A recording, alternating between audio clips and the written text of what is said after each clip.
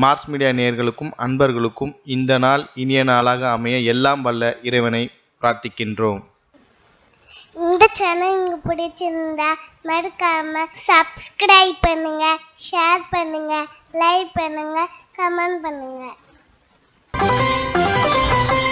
எனதருமை மீன ராசி நேயர்களே, இந்த பதிவில் நம்ம என்ன பார்க்க போறோம் அப்படின்னா 2024ஆம் ஆண்டு அக்டோபர் மாத ராசி பலன். இந்த அக்டோபர் மாதம் உங்களுக்கு எந்தெந்த கிரகங்கள் அற்புதமாக வேலை செய்ய போகிறது, எந்தெந்த கிரகங்கள் மூலமாக நீங்கள் கவனமாக இருக்கணும், பரிகாரமாக என்ன பண்ணினா ரொம்ப விசேஷம், என்ன சொன்னால் மனசு அமைதியாக இருக்கும் இந்த மாதம் அப்படிங்கிறத பற்றியெல்லாம் நம்ம இப்போ தெளிவாக பார்க்க போகிறோம். ஃபர்ஸ்ட் ஆஃப் ஆல், உங்களோட ராசிநாதனும் ஜீவனாதிபதியுமான குரு பகவான், உங்களுக்கு குரு பகவான் ராசிநாதனாக அமைஞ்சதுனால நீங்கள் என்னென்ன எல்லாரும் பேசுகிற பேச்சே உங்களுக்கு ஒரு குரு மகான் மாதிரியே தான் பேசுவல், ரொம்ப அற்புதமாக பேசுவல், இப்படி தான் இருக்கணும் அப்படின்னு மற்றவங்களுக்கு நிறைய அறிவுரைகள் கூறுவீங்க. நீங்கள் எப்படியோ அது அடுத்தது. ஆனால் மற்றவங்களுக்கு கூறக்கூடிய அறிவுரைகள் அவங்கள உயர்வடையறதுக்கு மாதிரி வரும். அந்த வகையிலே உங்களுக்கு மதிப்பும் மரியாதையும் அதிகமாகவே இருக்கும். அந்த வகையில் இந்த குரு பகவான் சகாயஸ்தானமாகிய 3ஆம் இடத்துல இருக்கார். 3ஆம் இடம்ங்கிறது சுமார் தான், வரது இல்லை.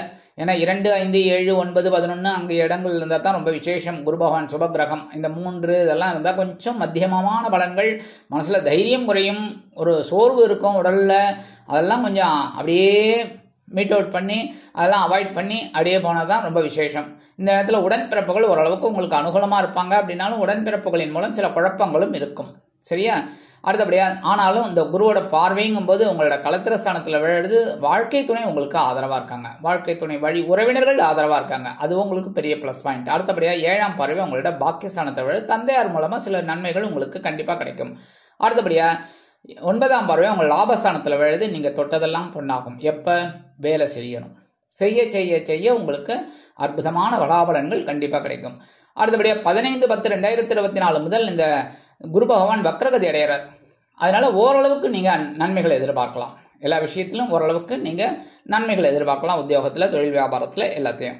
11/12 கூடிய அதிபதி சனீஸ்வர பகவான் விரையராசியில் இருக்கார். 7 ஆரம்பிச்ச உடனே உங்களுக்கு பிரச்சனைகள் ஸ்டார்ட் ஆகிடுது. ஆனால் சில பேருக்கு ஒரு நன்மைகளும் கிடைச்சிருக்கு. திருமணம் ஆகாத குழந்தைகளுக்கு திருமண யோகமும் நடந்திருக்கு. இல்லைன்னா சொல்ல முடியாது. சில பேருக்கு சொத்து சேர்க்கை உண்டாயிருக்கு, சுப செலவுகள் வந்திருக்கு. ஏன்னா இவர் தான் லாபாதிபதி, விரையாதிபதி. லாபத்தை கொடுக்குறவரும் இவர் தான், விரயத்தை கொடுக்குறவரும் இவர் தான்.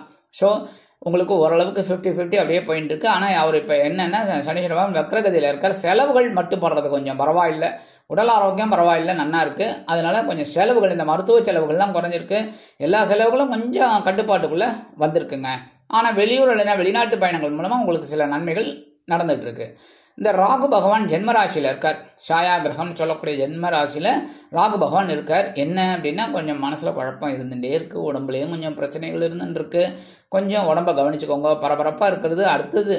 சரியா? மனசில் கொஞ்சம் குழப்பம் இருக்குது, அதெல்லாம் கொஞ்சம் கரெக்ட் பண்ணிக்கோங்க. என்னென்னா தியானம், யோகா இதிலெல்லாம் ஈடுபாடு கொண்டு இருந்தீங்கன்னா கொஞ்சம் ஓரளவுக்கு உடம்பு நன்னா இருக்கும். உடம்பு நன்னா இருந்தால் மனசும் தெளிவாகிடும். அடுத்தபடியாக கேது பகவான் 7ஆம் இடத்துல இருக்கார். வாழ்க்கை துணை மூலமாக சில நன்மைகள் இருந்தாலும் சில குழப்பங்களும் இருக்குது. வாழ்க்கை துணை வழி உறவினர்கள் மூலமாக சில குழப்பங்கள் இருக்குது. எடுக்கிற காரியங்களில் குழப்பங்கள் இருக்குது. எல்லாத்துலேயுமே கொஞ்சம் குழப்பம் இருக்குது. தொழில் வியாபாரத்தில் கூட்டாளிகள் அவங்களெல்லாம் அனுசரித்து போகிறது நல்லதுங்க. 2, 9 கூடிய அதிபதி செவ்வாய். இந்த செவ்வாய் பகவான் உங்களுக்கு சூப்பர். ஏன்னா இவர் தான் தனவாக்கு குடும்பஸ்தானாதிபதி, பாக்கியாதிபதி. அந்த வகையில் அவர் செவ்வாய் பகவான் சுகஸ்தானமாக 4ஆம் இடத்துல இருக்கார். சில பேருக்கு இடமாற்றம் இனிமையாக அமைகிறது. சில பேருக்கு ஊர் இந்த மாதிரி, அதாவது ஊர் மாற்றம், இதெல்லாம் அவங்களுக்கு அற்புதமாக இருக்குங்க. வெளியூர் இல்லைன்னா வெளிநாட்டு பயணங்களின் மூலம் உங்கள் வாழ்க்கையில் சில திருப்பங்களை எதிர்பார்க்கலாம். இந்த நேரத்தில் உறவினர்கள் உங்களுக்கு ஆதரவாக இருப்பாங்க, உற்றார் உறவினர்கள். தனவரவு பரவாயில்லைங்க. நீங்கள் எந்த அளவுக்கு உழைக்கிறாலும் அந்த அளவுக்கு உங்களுக்கு உழைப்பு வீண் போகல, வருமானம் வருது. தந்தையார் ஆதரவாக இருக்காங்க. தந்தை வழி உறவினர்கள், பூர்வீக சொத்துக்கள் இதெல்லாம் உங்களுக்கு வரத்துக்கு வாய்ப்புகள் இருக்குங்க. நல்லபடியான ஒரு முன்னேற்றம் கண்டிப்பாக அமையும். சிறுவடை பணியாளர்களாகிய காவல், இராணுவம், தீயணைப்புத்துறை, மருத்துவத்துறையில் வேலை பார்க்கும் அன்பர்களுக்கு எதிர்பார்க்கும் இடமாற்றம், பதவி மாற்றம், பதவி உயர்வு, சம்பள உயர்வு அருமையாக வந்து சேரும். அடுத்தபடியாக 23/10/2024 முதல் இந்த செவ்வாய் பகவான் 5ஆம் இடத்துக்கு வந்துடுவார். 5ஆம் இடத்துக்கு வந்தாலே கொஞ்சம் குழப்பமும் இருக்கும், சந்தோஷமும் இருக்கும். குழந்தைகளை கொஞ்சம் கவனமாக பார்த்துட்டா போகிறோம். ஆனால் இந்த இடத்துல நீச்சம் அடைகிறார் செவ்வாய். என்னென்னா கடகராசியில் நீச்சம். கடகத்தில் சந்திர பகவான் ஆட்சி. அதே சமயம் பார்த்தீங்கன்னா இந்த செவ்வாய் பகவான் நெருப்பு ராசி, சந்திர பகவான் நீர் ராசி. ஸோ இந்த இடத்துல வரும்போது அவர் ஆஃப் ஆகிடுறார். 1. 2வது, இந்த சந்திர பகவான் தாயாரோட ஸ்தானம். அதே சமயம் இந்த செவ்வாய் பகவான் போர் தளபதி. ஸோ யாராக இருந்தாலும் அம்மா கிட்ட பாசம்தான் இருக்குமே தவிர வேஷம் இல்லாத ஒரு பாசம். அதுக்கு எல்லாருமே அடிபணிஞ்சு தான் போவாங்க. என்ன அப்போ நீங்கள் இந்த இடத்துல பார்த்தீங்கன்னா கடகராசியில் செவ்வாய் பகவான் உள்ளே வந்தோடனே தாயாரோட ஸ்தானத்துக்கு வந்தோடனே ஆஃப் ஆகிடுறார். ஏன் அப்படின்னா எவ்வளோ பெரிய ஐபிஎஸ் ஆஃபீஸர் ஐஏஎஸ் ஆஃபீஸராக இருந்தாலும் முதல்வர், பிரதமர், துணை பிரதமர், துணை முதல்வர் யாராக இருந்தாலும் பெரிய பதவியில் இருப்பாங்க. ஏன் ஜட்ஜு கூட இருக்கட்டும், பெரிய நீதிபதியாக இருக்கட்டும், நீதிமான் அப்படி இப்படின்லாம் சொல்லுவாங்க.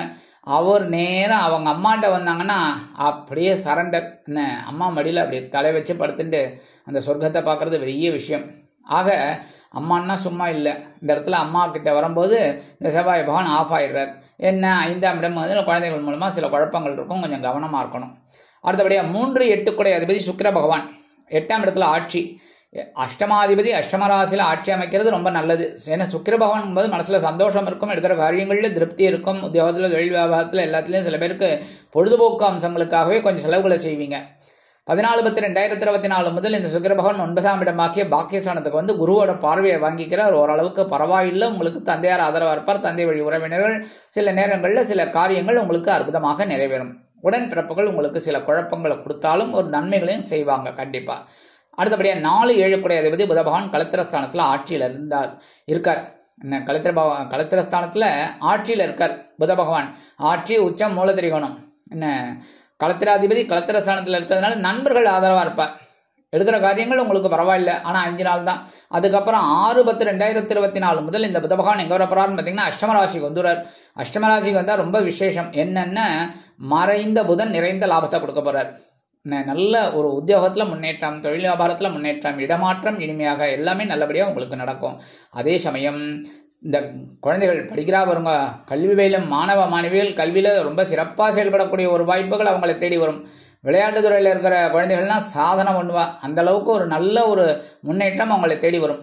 அடுத்தபடியே 25/10/2024 முதல் இந்த புத பகவான் 9ஆம் இடமாகிய பாக்கியஸ்தானத்துக்கு வந்துடுறார். இந்த நேரத்தில் உங்களுக்கு மனசில் இருந்த குழப்பங்கள்லாம் குறையும், ஓரளவுக்கு தெளிவான ஒரு நிலைமைக்கு வருவீங்க. அடுத்தபடியே பகைருண ரோகாதிபதி சூரிய பகவான் களத்திரஸ்தானமாகிய 7ஆம் இடத்துல இருக்கார். கொஞ்சம் மனசில் தைரியம் இல்லை, ஒரு பிரச்சனைகள், கூட்டாளிகள் மூலமாக தொழில் வியாபாரத்தில் பிரச்சனைகள், அதேமாரி உத்தியோகத்தில் பார்த்தீங்கன்னா சக நண்பர்களே சில குழப்பத்தை கொடுத்துட்டுருக்காங்க. எல்லாம் என்ன பண்ணணும் அப்படின்னா கவனமாக இருக்கணும். அதாவது நண்பர்கள் விஷயத்தில் கவனமாக இருக்கணும், தொழில் வியாபாரத்தில் கூட்டாளிகள் விஷயத்தில் கவனமாக இருக்கணும். இந்த நேரத்தில் மனசில் கொஞ்சம் பிரச்சனைகள் இருக்கும், ஒரு தெளிவான ஒரு சூழ்நிலை இருக்காது. எல்லாத்தையும் கொஞ்சம் உட்காந்து யோசித்து முடிவெடுத்திங்கன்னா ரொம்ப நல்லது. 18/10/2024 முதல் இந்த சூரிய பகவான் எங்கே வரப்போறாருன்னு பார்த்தீங்கன்னா 8ஆம் இடமாக்கி அஷ்டமராசிக்கு வந்துடுறார். இந்த இடத்துல உடல் ஆரோக்கியத்தில் கவனமாக இருக்கணும். அஷ்டமராசியில் நீச்சம், துலாம் ராசியில் நீச்சம் அப்படிங்கிறது பலம் இல்லைன்னு சொல்லுவா. ஆனால் இந்த இடத்துல சூரியனுக்கு பலம் இல்லைன்னா சொல்லப்படாது. ஏன்னா சூரியனுக்கே பலம் இல்லைன்னா அப்புறம் சூரியனோட ஒளியை வாங்கிட்டு இருக்கிற மற்ற 6 கிரகங்களுக்கும் என்ன பலமே இருக்காது. என்ன அந்த மாதிரி இருக்கும்போது என்ன இதுனாக்க பூமிக்கும் சூரியனுக்கும் இடையில டிஸ்டன்ஸ் அதிகமாகிடும். உங்களுக்கே தெரியும், ஆட்டோமேட்டிக்காக நீள்வட்ட பாதையில் போகும்போது பார்த்தீங்கன்னா நேராக அந்த சூரியனுக்கும் பூமிக்கும் இடைப்பட்ட தூரம் அதிகமாகிடுறது. அப்படிங்கிறதுனால இந்த இடத்துல இந்த சூரிய பகவானோட கதிர்கள் நேராக பூமிக்கு விழாது. 1. 2வது இந்த இடத்துல பார்த்தீங்கன்னா ஐப்பசி மாதம் அடைமழை, மழைக்காலம் அப்படிங்கும்போது மேகமூட்டம் தான் அதிகமாக இருக்கும். சூரியனோட வெப்பம் நமக்கு வந்து அவ்வளவா தாக்கமே இருக்காது. இந்த இடத்துல என்ன ஆகும் அப்படின்னா மழை பெஞ்சிட்டு இருக்கும், ரோடெல்லாம் நன்னா இல்லை, போகும்போது கவனமாக போகணும், வரும்போது கவனமாக இருக்கணும். அது உத்தியோகத்துக்கு போகும்போதும் சரி, தொழில் வியாபாரத்துக்கு போகும்போதும் சரி கவனமாக இருக்கணும், கவனமாக வரணும். 1. 2வது உடல் ஆரோக்கியத்தில், ஏன்னா ஜீரணமாகிற சக்தி குறையும். அதில் கண்டதை சாப்பிட்டுவிட்டு அப்புறம் உடம்பு முடியல, ஆடுது அசையுதுன்னு சொல்லக்கூடாது. அதுக்காகத்தான் நீச்சம்னு வச்சது. சூரியன் நீச்சம் அப்படின்னா நீ கவனமாக இருன்னு அர்த்தம், புரியுதா? அவர் நிச்சயம் கிடையாது, நீ கவனமா இரு எல்லா விஷயத்துலையும் அப்படின்னு நமக்கு சிம்பாலிக்கா சொல்றதுக்கு தான் நீச்சம்னு வச்சது. ஸோ எல்லா விஷயத்துலையும் நம்ம கவனமா இருந்தால் ரொம்ப ரொம்ப விசேஷம். அடுத்தபடியா நவ கிரகங்களில் உள்ள குரு பகவானை வியாழக்கிழமைகளில் நெய் தீபம் போட்டு வழிபாடு பண்ணுங்கோ. கண்டிப்பா இந்த ராசிநாதன் உங்களுக்கு நல்ல அனுகிரகம் பண்ணுவார். அடுத்தபடியே நவகிரகங்களில் உள்ள சனீஸ்வர பகவானிற்கு சனிக்கிழமைகளில் எல் தீபம் போட்டு வழிபாடு பண்ணுங்க. லாபாதிபதி விரையாதிபதி உங்களுக்கு விரயஸ்தானத்தில் இருந்தாலும் வக்கரகதியில் இருந்தாலும் ஓரளவுக்கு அனுகூலம் இருப்பாங்க. ஏன்னா இந்த குரு பகவானும் சனீஸ்வர பகவானும் வக்கரகதியில் இருக்க குரு பகவான் 15ஆம் தேதியிலேருந்து வக்கரகதி அடைகிறார். சனீஸ்வர பகவான் வக்கரகதியில் தான் இருக்கார். ஸோ இந்த இடத்துல நீங்கள் இந்த பரிகாரம் பண்ணிங்கனாலே ஓரளவுக்கு நன்மைகளை நீங்கள் எதிர்பார்க்கலாம். அடுத்தபடியாக புற்றுக்கோயில் கண்டிப்பாக போயிட்டு வாங்கோ. மனசில் சந்தோஷம் இருக்கணுமோனோ அதனால் இந்த செவ்வாய்க்கிழமை, வெள்ளிக்கிழமை, ஞாயிற்றுக்கிழமை புற்றுக்கோயில் போயிட்டு இந்த ராகு பகவானையும் கேது பகவானையும் வழிபாடு பண்ணிட்டு வாங்க. நான் பாம்பு கிரகங்களை வழிபாடு பண்ணினேன்னா ரொம்ப விசேஷம். நாக வழிபாடு, அடுத்தபடியாக அம்பாள் வழிபாடு ரொம்ப ரொம்ப விசேஷமான பலன்களை உங்களுக்கு கொடுக்கும். மனசில் இருக்கிற கவலைகள் குறையும், பிரச்சனைகளுக்கு தீர்வு கிடைக்கும். அதுதான் மெயின். சரியா? உத்தியோகத்தில், தொழில் வியாபாரத்தில் எல்லாத்தையும் ஒரு முன்னேற்றம் கிடைக்கும். சரி, பரிகாரமாக இன்னும் மனசு அமைதியாக இருக்கிறதுக்கு என்ன பண்ணணும் அப்படின்னா, தினந்தோறும் குரு பகவான் காயத்ரி சொல்லுங்க 27 தடவை. ஓம் ரிஷபத் விஜாய் வித்மஹே கிருணிஹஸ்தாய் திமிகி தன்னோ குரு பிரச்சோதயாத். ஒரு 27 தடவை தினந்தோறும் ஸ்நானம் முடிஞ்சு வந்தோடனே கடன்னு சொல்லுங்க. மனசை ஒருமுகப்படுத்தி நம்பிக்கையோடு சொல்லுங்க. கண்டிப்பாக உங்களுக்கு ஒரு நன்மைகள் கிடைக்கும். ஆக இந்த சிறு பரிகாரத்தின் மூலம் 2024ஆம் ஆண்டு அக்டோபர் மாதம் அற்புதமான ஏற்றம் தரும், மாற்றம் தரும், இனிமைகளை அள்ளித்தரும் மாதமாக அமையும் என்று கூறி விடைபெறுகிறேன். நன்றி, வணக்கம். மீண்டும் ஒரு அருமையான பதிவில் நான் உங்களை மனமகிழ்ச்சியோடு சந்திக்கிறேன். வாழ்த்துக்கள். வாழ்க வளமுடன். இந்த சேனல் உங்களுக்கு பிடிச்சிருந்தா மறக்காம சப்ஸ்கிரைப் பண்ணுங்க, லைக் பண்ணுங்க, ஷேர் பண்ணுங்க.